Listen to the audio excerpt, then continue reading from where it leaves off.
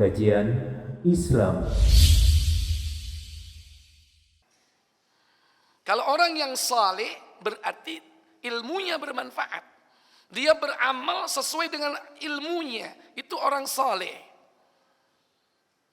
Makanya orang yang melakukan amal kelihatannya baik, soleh. Tapi kalau tanpa dasar ilmu, itu bukan amal soleh. Contoh, ada orang habis sholat fardu, sholat. Nggak selesai-selesai sholatnya. Orang lihat, Masya Allah, ahli ibadah. Orang soleh ini. Belum tentu dia soleh. Kenapa? Bisa jadi apa yang dilakukan tanpa dasar ilmu. Ketika ditanya, kamu ngapain kamu? Kok sholat lagi? Kan tadi sudah sholat. Fardu sudah. Rawatib juga sudah. Kok sholat lagi? Iya, sholat bayar utang. Loh, gimana bayar utang?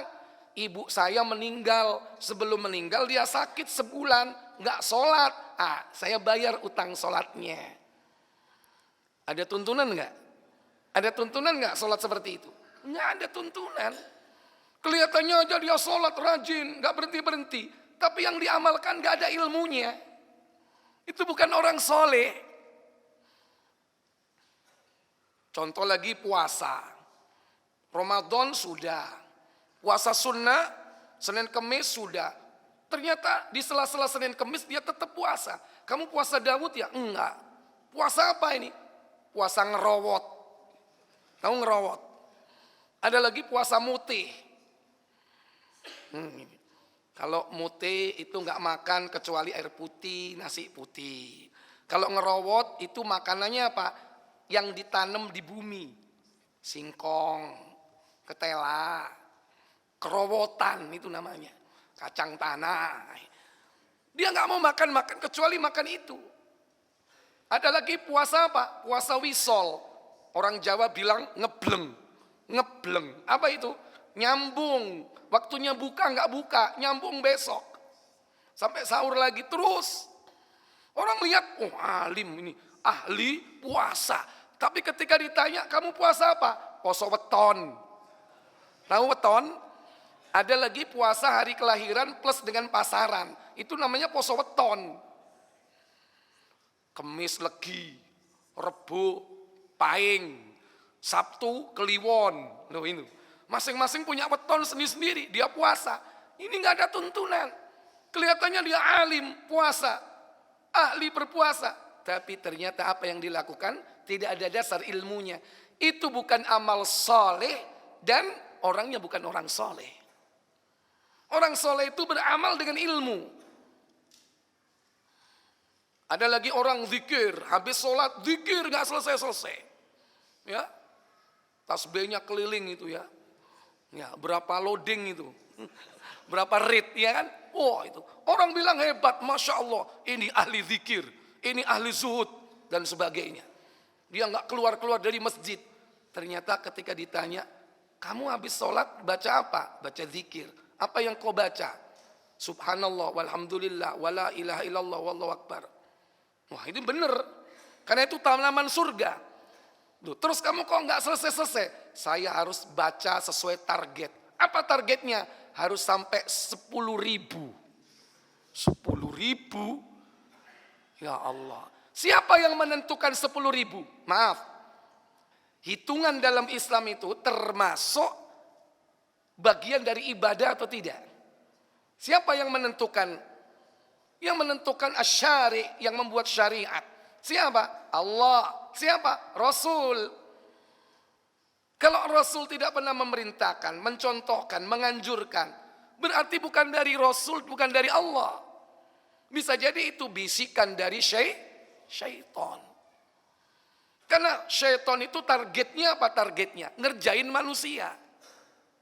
Allah punya sistem, maka setan buat sistem. Siapa dedengkotnya? Iblis. Iblis itu jenius untuk membuat produk-produk kesesatan. Banyak itu diversifikasinya. Sehingga banyak orang ngikuti variasinya. Seakan-akan berbeda. Padahal apa? Manhajnya satu. Manhaj kesesatan. Sama. Nah, dalam sistem Islam itu ada gerakan, ada bacaan, ada hitungan, ada syarat. Gerakan, ada gerakan. Sistem Allah gerakannya Allahu Akbar. Itu gerakan. Silakan mau pilih yang mana. Ada pilihan setentang dengan pundak atau setentang dengan telinga. Syaitan melalui tokoh utamanya iblis menciptakan gerakan tandingan. Gerakan mengikuti alam. Namanya tai chi. Nah, itu tandingan itu. Ada gerakan lagi apa? Yoga. Ya. Ada gerakan untuk membuka aura dan sebagainya, macam-macam. Ya, semua itu kedustaan untuk menandingi gerakan Allah. Yaitu salat. Ini gerakan yang sahih. Sahih dari Allah, sahih dari Rasulnya. Syaitan itu macam-macam nanti dia buat aliran. Ada tai chi, ada tai chan. Tai chan mah makanan. Ya ada macam-macam aliran. Ada falun ini, ada yoga ini, ada itu dan ini. Itu produk macam-macam. Supaya apa? Orang itu bisa sesat, lari kemana-mana tetap sesat. Supaya dia keluar dari sistem Allah. Ada lagi bacaan. Kita diberi pilihan banyak bacaan.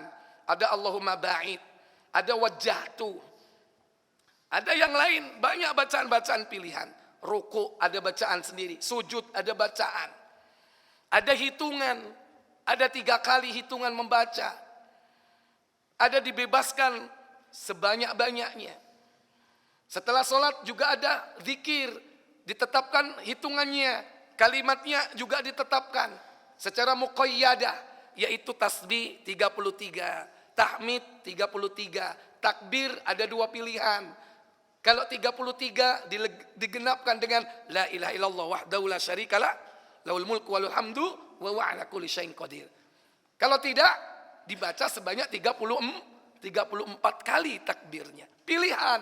Nah, syaitan buat tandingan dengan cara apa? Membuat kalimat bacaan. Kadang kalimat bacaannya mirip atau sama, betul-betul sama, tapi dia cukup masuk melalui hitungan. Dengan cara apa? Hitungan yang tidak sesuai dengan fitrah manusia. Yaitu apa? Ribuan. 1000. 1500. Karena di dalam Islam zikir-zikir itu maksimal kalau kita teliti dalam as-sunnah, dalam kitab-kitab para ulama, enggak lebih dari 100. Kalau seandainya lebih dari 100, maka bacaan itu dibaca sebanyak-banyaknya. Bebas. Mau baca berapapun silakan. Tapi tidak boleh menetapkan hitungan. Kalau kita menetapkan hitungan, sekalipun yang dibaca itu Asmaul Husna, Ya Rahman, Ya Rahim, Ya Hayyu, Ya Qayyum, Ya Dzal Jalali wal Ikram. Tapi disuruh baca, ini baca 5.500. Setan itu targetnya ngerjain orang itu. Blow on lu, gua kerjain kamu. Ya, setan itu seneng kalau lihat orang taat dengan mengikuti apa? Mengikuti bacaan. Kalau nggak kena bacaan, mengikuti hitungan. Kalau nggak mengikuti hitungan, mengikuti syarat. Apa syaratnya? Tanpa nafas. Al-Fatihah 7 kali tanpa nafas. Kira-kira bisa nggak? Kalau walaupun yang dibaca Al-Fatihah. Al-Fatihah ini surah yang hebat. Belum pernah diturunkan kecuali diturunkan oleh Allah kepada Nabi kita Muhammad. Termasuk 2 cahaya. Karena pernah duduk Nabi bersama dengan malaikat Jibril. Tiba-tiba terdengar bunyi seperti pintu dibuka. Rasul bertanya, apa itu Jibril? Suara apa itu? Suara pintu langit dibuka. Belum pernah dibuka kecuali hari ini. Dari situlah turun malaikat. Dan mengabarkan kepada Nabi, farrihu ummatakum binuroin katanya. Gembirakan umatmu dengan 2 cahaya. Yang 2 cahaya ini belum pernah diturunkan kepada Nabi yang lain. Kecuali engkau. Dan belum pernah diturunkan kecuali hari ini. Apa itu? Yaitu suratul Fatihah wa akhir suratil Baqarah. Yaitu surat Al-Fatihah dan akhir dari surah Al-Baqarah. 285, 284, 285, 286. Ini 2 cahaya. Tapi kadang ada, bacaannya bagus. Maksudnya apa? Yang dibaca Al-Fatihah. Betul. Tapi bagaimana cara membacanya? Disuruh membaca dengan hitungan tertentu tanpa nafas. Dalam Islam nggak ada beribadah dengan menahan nafas, nggak ada. Beribadah menahan nafas cuma satu. Apa? Yaitu membaca Al-Quran ketika ada tanda baca sakta. Berhenti sejenak tanpa nafas. Dalam surat Yasin ada mimma raqadina hadza ma wa'adar rahman. Ada kan itu kan? Dalam surah Al-Mutaffifin ada enggak? Kalla bal rana ala qulubihim. Ada kan? Berhenti sejenak tanpa nafas. Ini enggak. Baca Al-Fatihah 7 kali tanpa nafas. Tarik nafas yang dalam. Targetnya apa syaitan? Targetnya syaitan adalah menghina Al-Quran. Ngerjain seorang mukmin. Kenapa menghina Al-Quran? Kalau orang ditarget dengan syarat 7 tanpa nafas, berarti bacaannya cepat atau tidak? Tartil atau tidak? Sehingga bacaannya cepat. Rusak bacaannya. Itu bukan membaca Al-Quran kalau sudah seperti itu. Itu target dari setan. Menghina Al-Quran dan ngerjain orang-orang mukmin. Ikhwatal iman. Kalau ada orang seperti itu, dia kelihatannya ahli zikir, ahli zuhud, ahli ibadah, tapi yang diamalkan tanpa dasar ilmu yang benar, ilmu syar'i yang datang dari Allah dan Rasulnya, dia bukan orang saleh. Makanya nggak cukup orang alim itu, karena banyak orang alim yang dipanggil ulama, tapi ulama su, ulama jahat, dan itu sudah disampaikan dalam Al-Quran. Bagaimana ulama Bani Israel, mereka orang-orang alim, tapi mereka menjual agama dengan harga yang murah. Mereka mengerti ilmu tapi mereka tidak amalkan. Ketika datang perintah kepada mereka bukan sami'na wa ata'na, tapi sami'na wa asaina. Kami dengar tapi kami tidak taat. Itu berarti ilmunya enggak manfaat. Makanya kembali kepada Nabiullah Ishaq. Dia disifati dengan ghulamun alim, yakni anak yang alim sekaligus dia adalah orang yang saleh. Apa yang diamalkan itu? yakni didasarkan atas ilmu. Sehingga tidak cukup orang itu alim, tapi dia harus mengamalkan sesuai dengan ilmu yang dia ketahui. Sehingga kita diperintah untuk berdoa.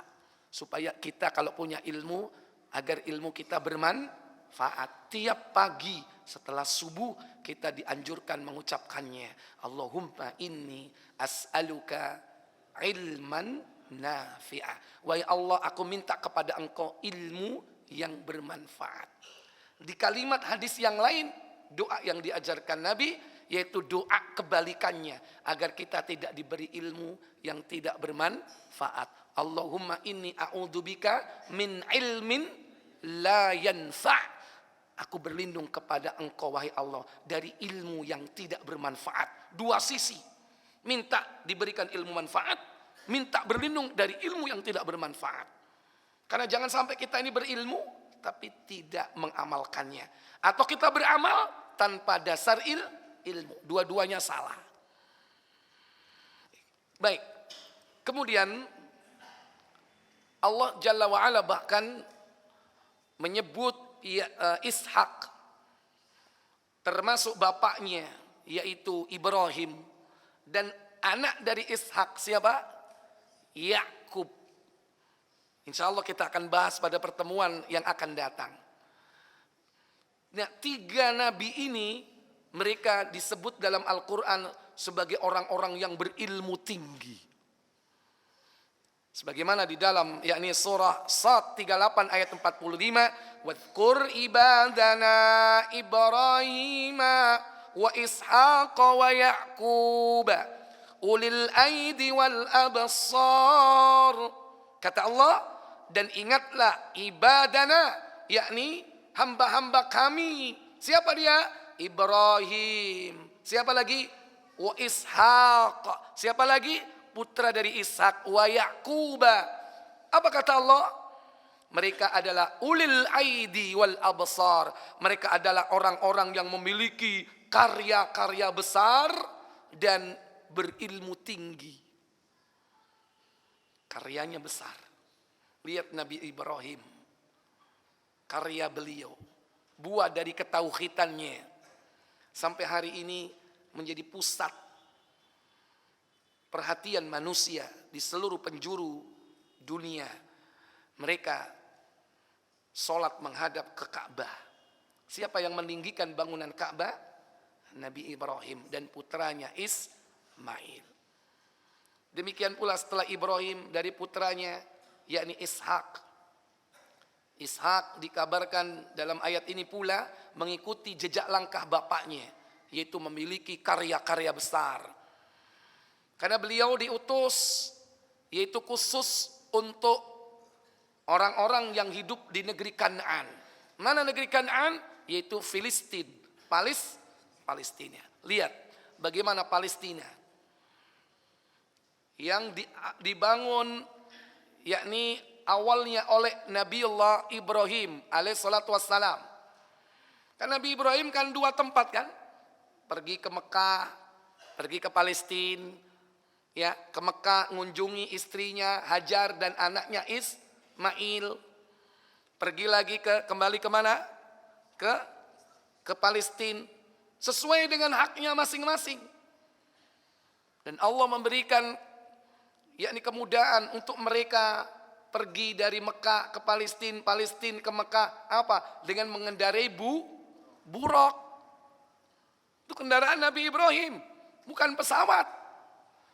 Tapi ini kendaraan yang dulu sempat atau pernah dipakai oleh Nabi kita Muhammad ketika melaksanakan Isra dan Mi'raj. Dan tambatan para nabi itu diterangkan dalam hadis Muslim masih ada ketika zaman Rasul sallallahu alaihi wasallam, yaitu tempat tambatan buruk atau tempat tambatan kendaraan-kendaraan para nabi, termasuk di dalamnya yaitu kendaraan Nabiullah Ibrahim. Di mana? Di Palestina. Ikhwatal iman a'izzakumullah. Negeri itu sampai hari ini menjadi pusat sentral yakni perkembangan Islam. Di samping Makkah, yakni kemudian Masjidil Aqsa, kemudian baru Masjidun Nabawi. Makanya Nabi menganjurkan untuk kita berkunjung ke tiga masjid itu. Dan tidak boleh orang bersusah payah mengumpulkan harta untuk pergi ke suatu tempat kecuali tiga tempat itu. Kata Nabi, la tusyaddur rihal. Tidak boleh orang bersusah payah mengumpulkan harta, berkeringat-keringat sampai berdarah-darah sekalipun, illa salasati masajid, kecuali pergi ke tiga masjid. Masjid mana? Masjidil Haram, Masjidil Nabawi, wa Masjidil Aqsa. Mana yang dibangun pertama kali kiblatnya? Yaitu pertama kali yang dibangun yakni tidak lain adalah Ka'bah. Masjid yang pertama kali dibangun itu adalah Ka'bah, Baitullah. Baru kemudian Masjidil Aqsa. Terpaut 40 tahun. Terpaut 40 tahun. Ini dua kiblat kaum muslimin. Karena dulu kaum muslimin pernah sholat menghadap kedua kiblat ini. Makanya ada sekarang peninggalan masjid namanya Masjid Kiblatain.